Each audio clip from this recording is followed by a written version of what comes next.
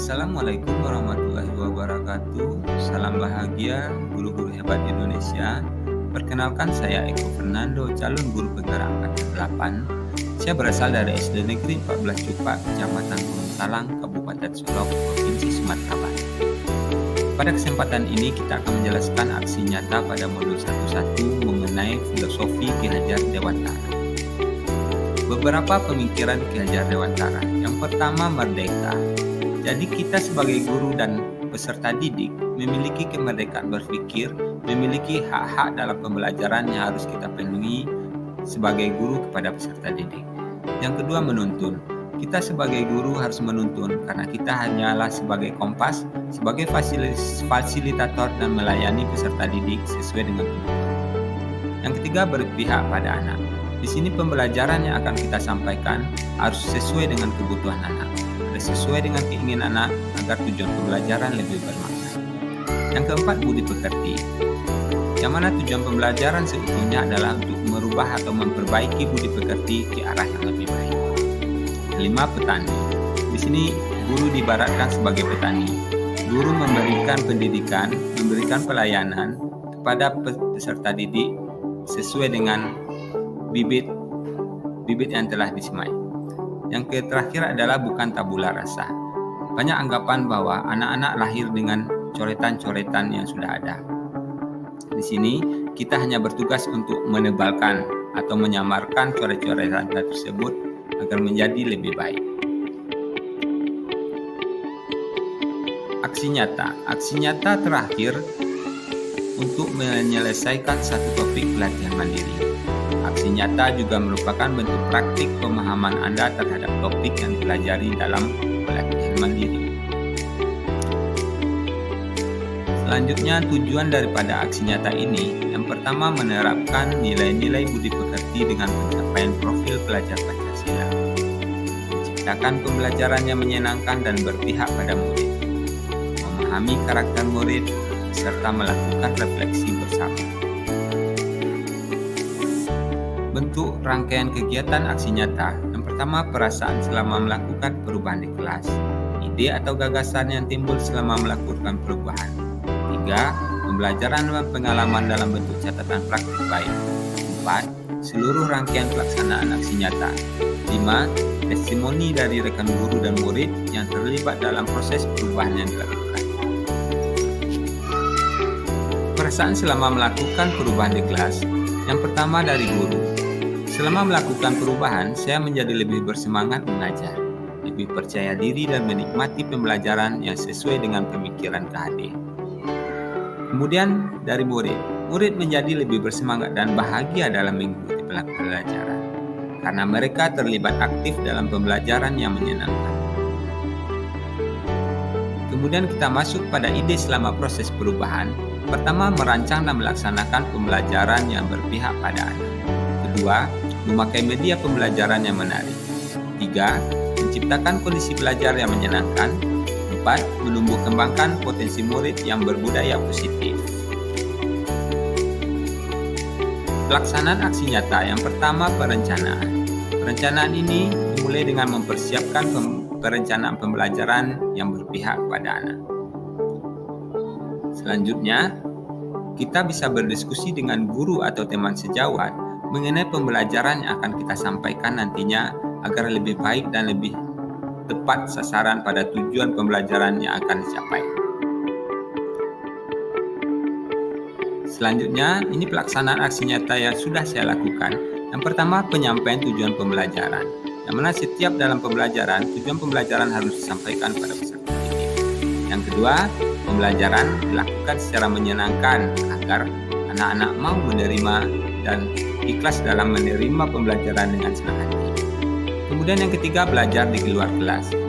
Dengan belajar di luar kelas, memberikan aura positif kepada peserta didik agar tidak bosan belajar di dalam kelas dan menyenangkan untuk lebih dalam belajar.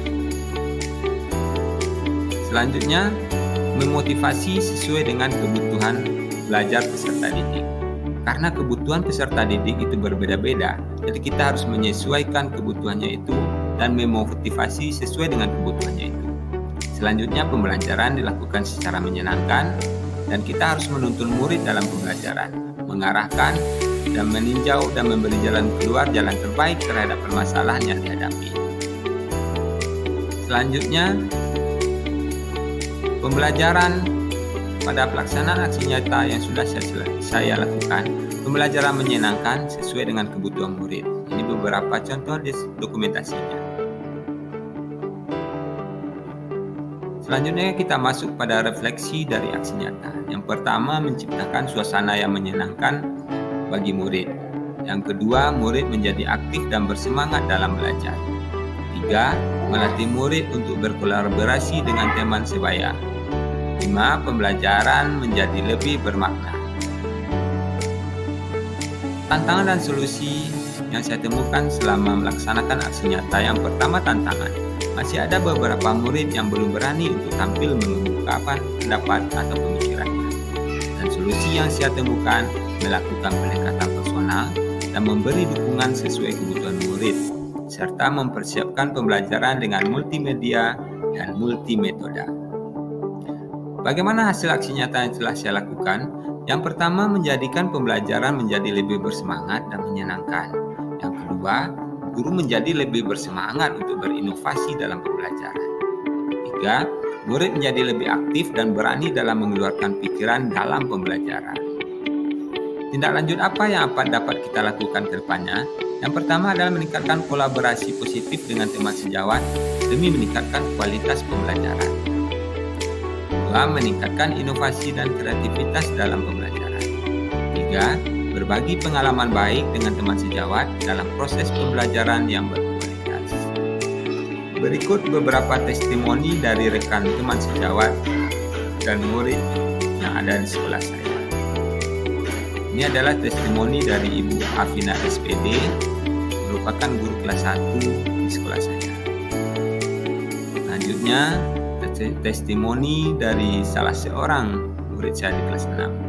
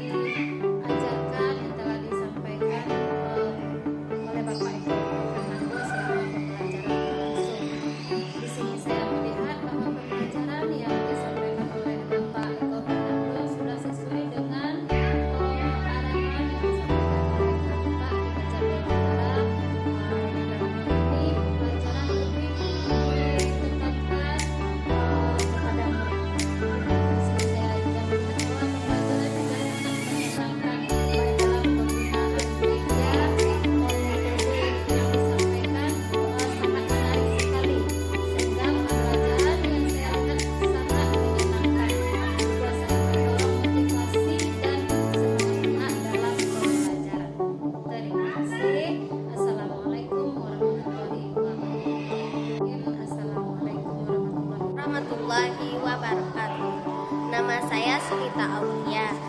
Saya adalah murid kelas 6 SDN 14 Cupa. Bapak Eko Fernando adalah wali kelas yang mengajar saya. Saya sangat merasa senang dan bersemangat dalam belajar karena saya belajar tidak hanya di dalam kelas, tapi juga di luar sekolah dan di sekitar sekolah.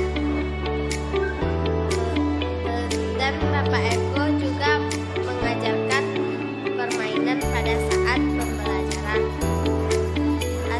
Terima kasih. Assalamualaikum warahmatullahi wabarakatuh.